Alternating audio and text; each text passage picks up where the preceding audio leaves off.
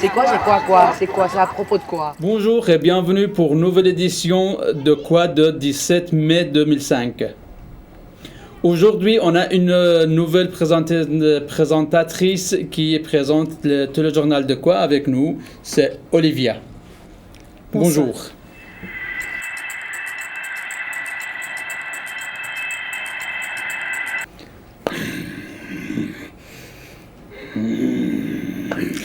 C'était le 17 mai 1973, donc il y a 32 ans, que La Grande Bouffe, film du réalisateur italien Marco Ferreri, a été présenté à Cannes. Le film dénonce la mystique de la bouffe si chère aux Français. Mastroianni, Noiret, Piccoli et Tognazzi jouent le rôle de 4 amis réunis dans une villa parisienne pour un banquet fatal. La Grande Bouffe recevra le prix de la critique internationale. Comme quoi, on peut rôter et péter et gagner un prix à Cannes, encore faut-il avoir la manière.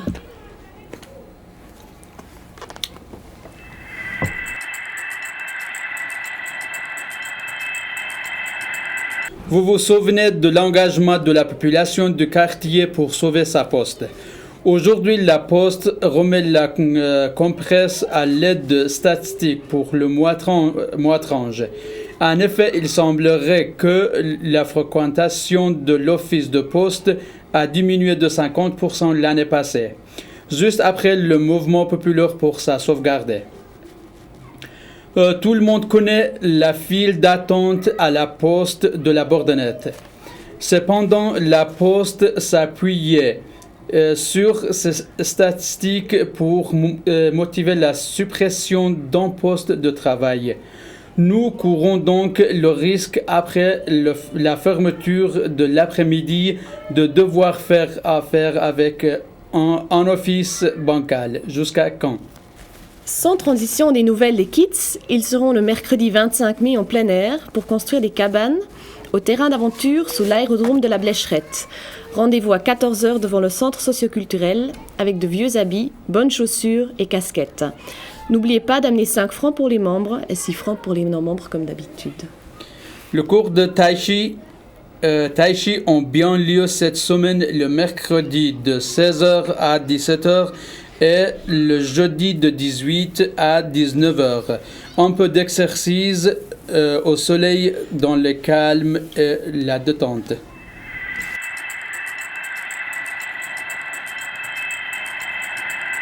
Immeuble en fête pour la première fois à Lausanne. Aujourd'hui, on va accueillir Madame Berg, coordinatrice d'Immeuble en fête et employée de la ville de Lausanne sur le plateau de TV Bordonnette, et elle va nous parler de cette fête. Bonjour et bienvenue sur le plateau de TV Bordonnette. Bonjour et merci pour l'invitation. L'initiative d'Immeuble en fête vient d'où? Alors en fait, Immeuble en fête, d'abord, c'est la fête des voisins. C'est donc la fête avec les gens qu'on connaît ou qu'on connaît un peu moins et qu'on aimerait finalement un peu mieux rencontrer. Cette fête-là s'inscrit en fait dans un grand mouvement. Je veux dire, ça a commencé il y a 6 ans en France, à Paris, où là c'était effectivement quelques voisins qui se sont retrouvés. Et puis ils se sont dit, ce serait mieux qu'on se connaisse, qu'on invite d'autres. Et finalement, ça a commencé par une toute petite fête pour devenir, après 6 ans, je crois qu'il y a 3 millions de Français en fait qui organisent cette fête-là. Et puis, donc, on peut se dire, à Lausanne, effectivement, ce serait aussi l'occasion de faire la fête. Comment Lausanne s'intéresse à ce projet? Alors Lausanne a vu qu'à Genève, ça s'est très bien passé l'année passée. Donc ça, c'était la première édition en Suisse.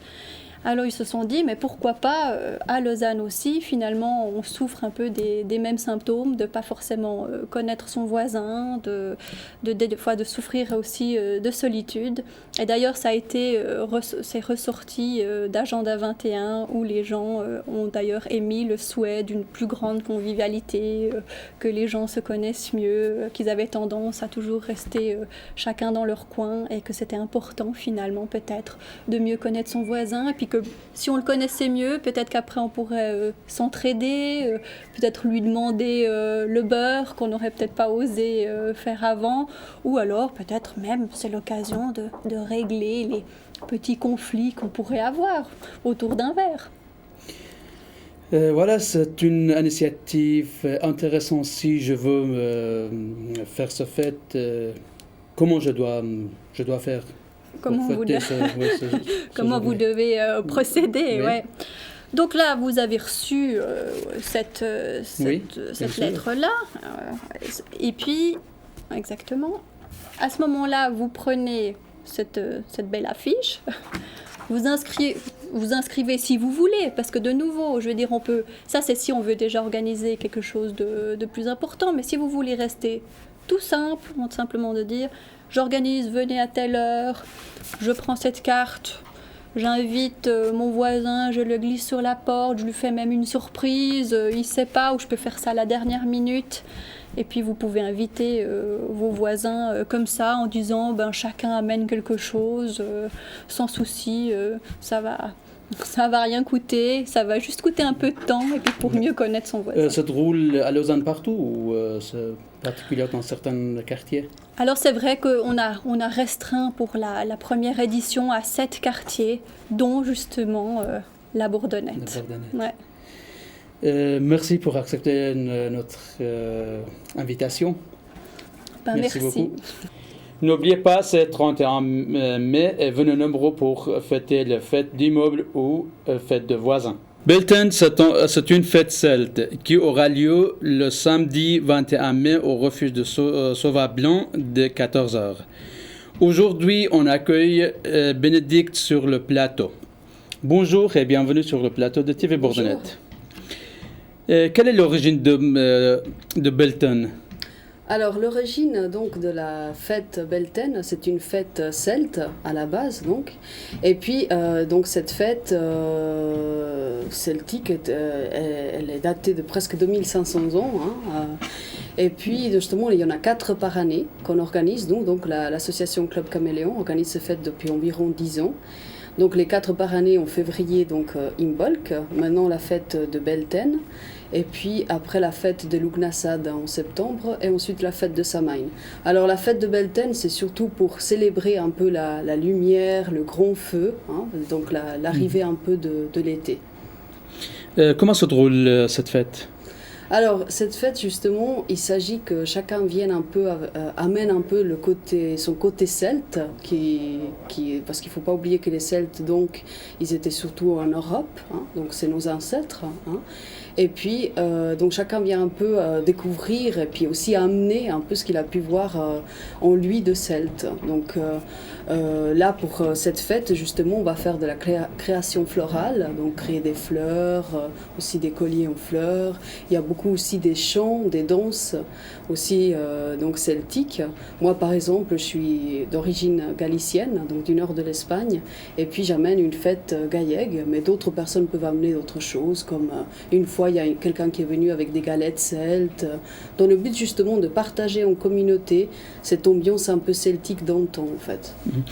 Qui sont l'organisateur? Alors en tout, on est 5 organisateurs. Bon, il faut dire tout au début, c'est quand même Monsieur Joaquim Fernandez, qui est le président de l'association Club Caméléon, qui a eu l'idée d'organiser ces fêtes celtiques. Puis après, peu à peu, beaucoup de gens se sont référés, mais les organisateurs principaux actuellement, on est en tout 5. Donc il y a moi, il y a Joachim, Yann, Olivier et puis Christophe aussi. Donc on est 5 à organiser ces fêtes. Donc il y en a 4. Hein. Oui, si vous avez d'autres choses à dire sur cette fête? Alors bon, c'est vrai qu'il y a plein de choses à dire, mais notamment, donc, juste dire que ces fêtes, donc, c'est ouvert à tout public. Hein. Le but, c'est pas justement d'amener un côté commercial, c'est que d'ailleurs, on ne fait pas payer d'entrée ni quoi que ce soit. Chacun, après, donne ce qu'il veut dans le chapeau celtique pour un peu les frais d'organisation. Et après, donc, le but, c'est donc je veux bien que ça soit compris, c'est que chacun vienne un peu avec la parure d'antan aussi, qu'il soit habillé un peu en celte. et puis qu'il montre un peu ce qu'il a en celte en lui. Puis d'ailleurs, étant donné le succès de ces fêtes, en septembre, on a l'idée d'organiser un village celtique, donc le 17, 18, 19 septembre, où là ça va être un peu plus poussé avec déjà des artisans, il y aura des stands, et puis il y aura beaucoup plus d'animation en fait. Donc voilà. Merci pour accepter notre invitation. Merci à vous.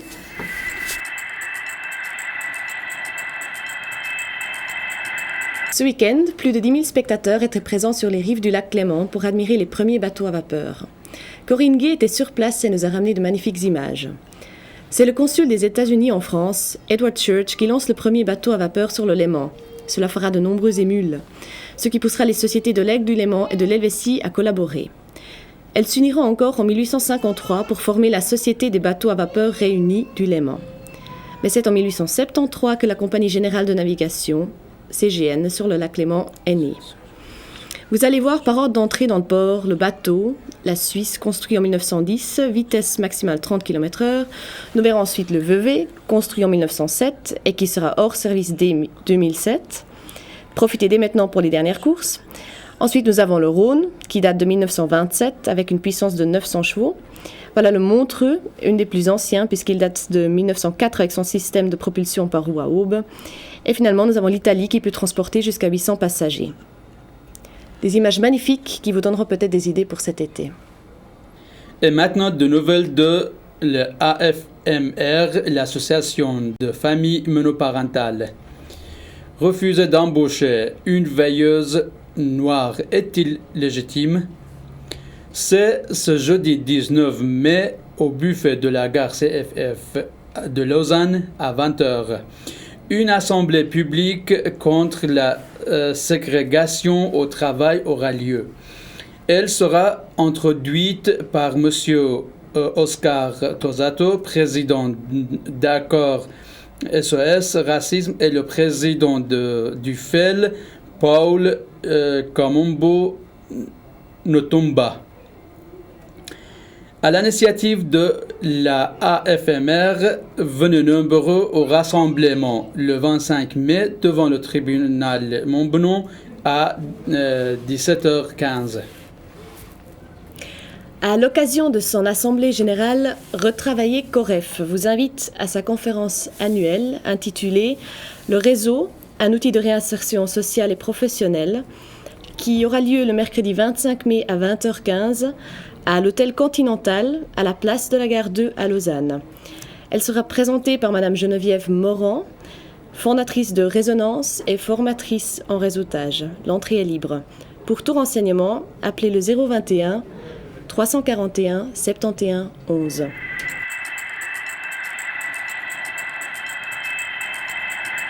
Bonsoir, bonjour. Ici une autre page sportive, Quoi en sport. Notre attaquant international Blaise Nkoufon a marqué son 15e but pour le FC Twente contre Alkmaar. Laurent, qui joue pour Forward Morges, a remonté la pente en jouant 2 matchs cette semaine et il a gagné tous les 2 matchs, un contre Genolier où il a gagné 5-1 et puis le deuxième contre Tour de Pelt où il a gagné 5-2. Brice, qui joue pour Slow Bay Inter, a joué aussi 2 fois cette semaine. Il a reçu Malais chez lui où il a gagné 2-1 et puis ils sont allés à la Chaux-de-Fonds où ils ont perdu 2-1. Et puis ils sont restés confortablement premiers de leur groupe. Johan Congolo, qui a gagné 2 médailles à Athènes cet été en Koshiki Karate-Do comme sport de démonstration, a été invité par la Ligue vaudoise de soutien aux jeunes sportifs pour éventuellement récolter des fonds pour aller en Singapour dans 2 mois. Voici quelques extraits. Et ceux qui ne connaissent pas se disent peut-être que c'est pour apprendre à se battre, mais dans les quartiers, surtout de là où vient Johan de la Bourgonnette, je me souviens le premier jour où son papa l'a amené, l'idée c'était de dire il vient préparer sa vengeance. Parce qu'on l'avait tapé. Alors j'ai dit à son père, il mettra quelques années. Et aujourd'hui, grâce au travail qu'il fournit, Alors il est devenu un modèle. Douane, c'est vrai qu'il a été plusieurs fois champion, malgré son jeune âge, à Hanovre en Germanie, à Marseille, plusieurs fois en Suisse. Et il a participé à des grandes compétitions au Portugal, un peu partout, et dans des compétitions seniors également.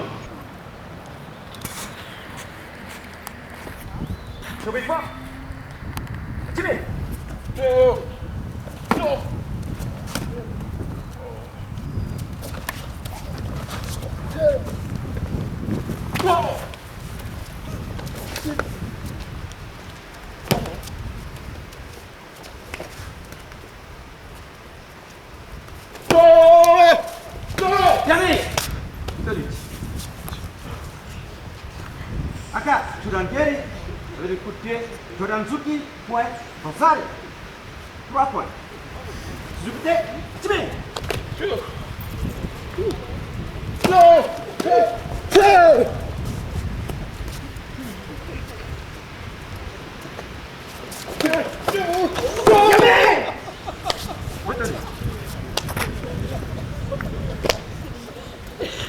Aka, Jordan Zuki, 2 coups de poing. Wasari, 2 points. Shiro, Jordan Gary, Jordan Zuki, Wasari, 3 points. Tu n'es pas obligé d'arrêter le combat sur cette technique. Zupte, Timé. 4-4.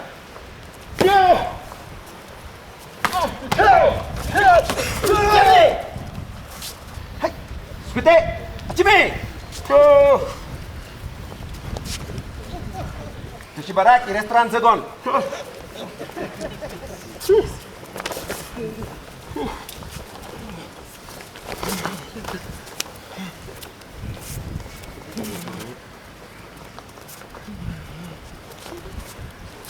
Yami! Fotonuch, sorry Mari, le combat est fini.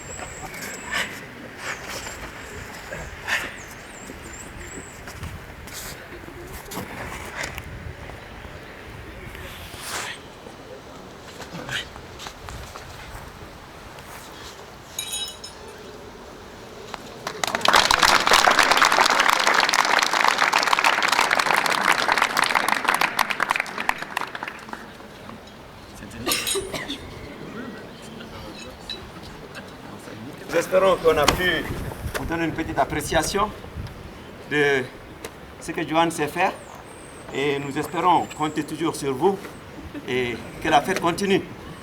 Merci beaucoup à tout le monde.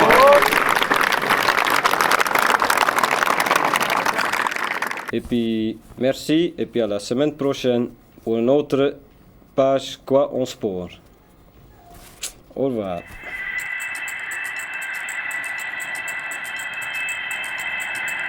Ce samedi, ce sera la deuxième édition des ateliers version débat avec pour thème à l'initiative des habitants racisme et intégration. Venez exprimer votre point de vue et alimenter le débat au studio de TV Bordelette de 14h à 15h en direct. C'est ouvert à toutes et tous. Une heure de direct ce samedi 21 mai. Cette semaine sortira également sur TV Bourdonnette Migrants à la retraite, un reportage sur une animation pour les migrants à la retraite qui a eu lieu à la Grange de Dorigny. Racim et Joachim, collaborateurs de TV Bourdonnette, étaient sur place. Bonjour. Donc cette journée est destinée aux migrants de plus de 50 ans et puis le but en fait c'est de faire parler les migrants qui sont à la retraite ou qui se préparent à être à la retraite de comment ils projettent leur vie à la retraite. Cette idée est partie de la réception annuelle que fait la ville de Lausanne pour tous les gens qui arrivent à l'âge de la vieillesse. Et puis Connaissance 3, l'université du 3e âge, est toujours présente à cette journée. Fenêtre sur la Belgique reste ouverte avec 6 petits films qui mélangent vidéo et lettres. C'est une production des ateliers du Centre Vidéo de Bruxelles en partenariat avec SOS Jeunes Quartiers Libres. Ces vidéo-lettres sont le fruit d'un engagement assumé jusqu'au bout par de jeunes participants qui se dévoilent à travers un regard intime et singulier. Voilà l'extrait. Tu savais que je t'aimerais toujours. Tu sais que l'amour, ça ne s'oublie pas si facilement.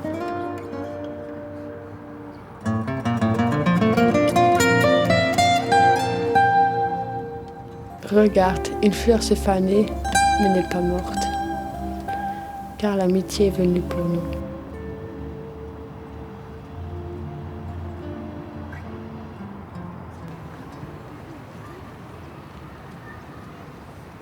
Et surtout, n'oublie pas de me mettre dans ton cœur, mais pas dans ta poche comme un vieux mouchoir. Je t'empêche pas de me téléphoner. Tu peux m'appeler, m'écrire quand tu veux.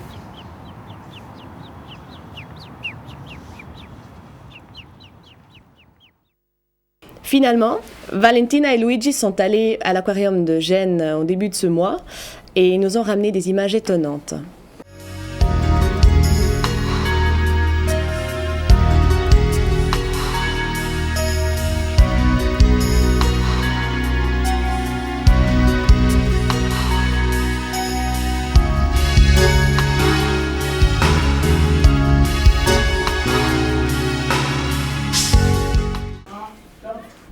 Merci de nous avoir suivis. À la semaine prochaine. Nouvelle édition. Voilà.